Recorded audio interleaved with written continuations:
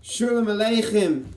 Good Shabbos, good Shabbos. It's almost Shabbos Kodesh. So I'm just going to share with you a sweet, short Netivot Shalom summary because he's so beautiful. I know this is going to be a little bit of an intense one for some of you all, but it struck my heart. Maybe it'll open up your heart a little bit too. So the pasuk says, in the beginning of our Parasha, Vayakam melech chadash ha-Mitzrayim asher lo yada et Yosef, and a new king arises over Egypt, who did not know Joseph.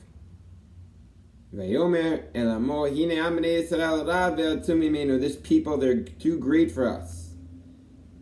Hava nitchachma lo pen yirber vayaki tikena melchamam nosaf kulam u'al sanenu v'nelcham banu v'ala min haaretz. They're going to go to war with us, and they're going to try to kill us. So they put extra work on the Jews. And they had to build these places of Pitom and Ramses. So, on a simple level, the Jewish people are getting big and the Egyptians are scared, and so they give us extra work. But, of course, the Netivot Shalom Chassidus is always trying to ask us, how does this apply to our personal spiritual lives? Al derech ha'avodah. So the Slonimer explains like this. Who's the new king? Of course, the new king always refers to the Yetzer Hara in Hasidic parlance.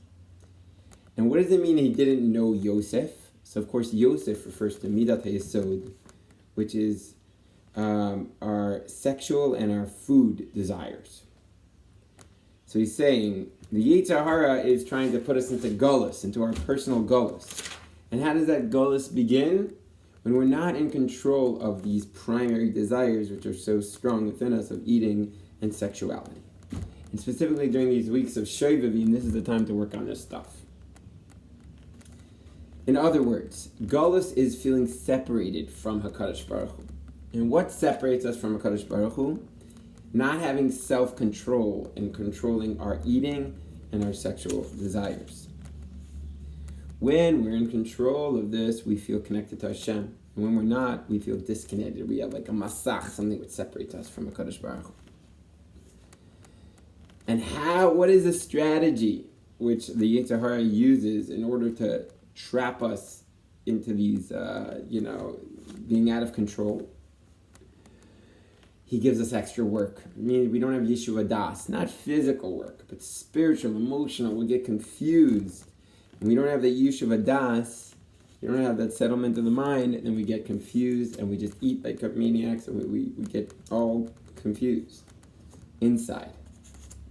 But if we're able to take control of the Yosef, Midas Yesod, and as the Slonimer says, Kadesh etzmecha b'motar, sanctify yourself with that which is permitted, even though it's technically permitted to have that third hamburger, to hold yourself back because I don't feel good about myself. I feel disconnected if I overindulge.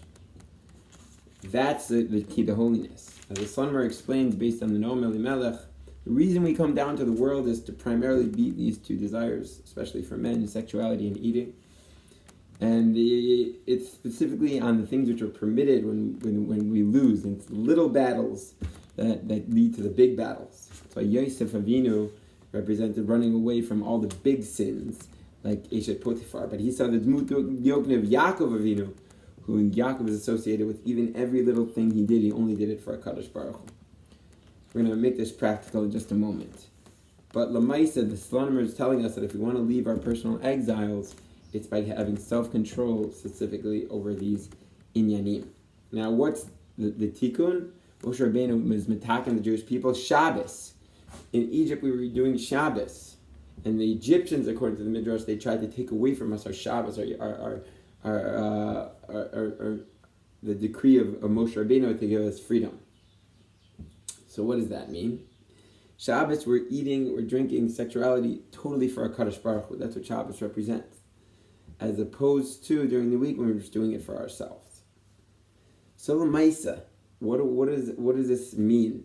It means that this is the time of year to start working on our self-control, to make an eating regimen, and certainly when it comes to guarding our eyes and sexuality, and to stick to it, and to not overindulge, to eat what we need. when we eat, to eat with gratitude, with the proper bracha, to enjoy.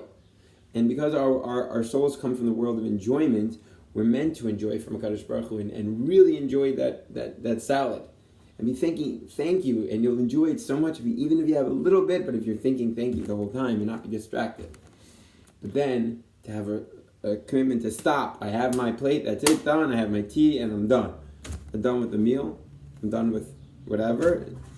And in that way, we'll be able to direct our yearnings towards HaKadosh Baruch Hu, towards tefillah, towards Torah, and not towards physicality, where you eat and then you just want more.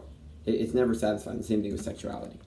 I know this is like a little bit hard, to hear for people like me and everyone, but this is what the Slonimer Rebbus is teaching us. It strikes me as very true. I've seen it in many, many svarim and spoken to many rebbeim about it, and this is the time of year to start working on that. Our regiments, sticking to it, sanctifying ourselves, and going free spiritually so that we can connect to HaKadosh Baruch Hu, which is why we come down to the world. Hope you enjoyed this little Slonimer Torah of the week, and I wish you an amazing Shabbos, good Shabbos from the heilleger.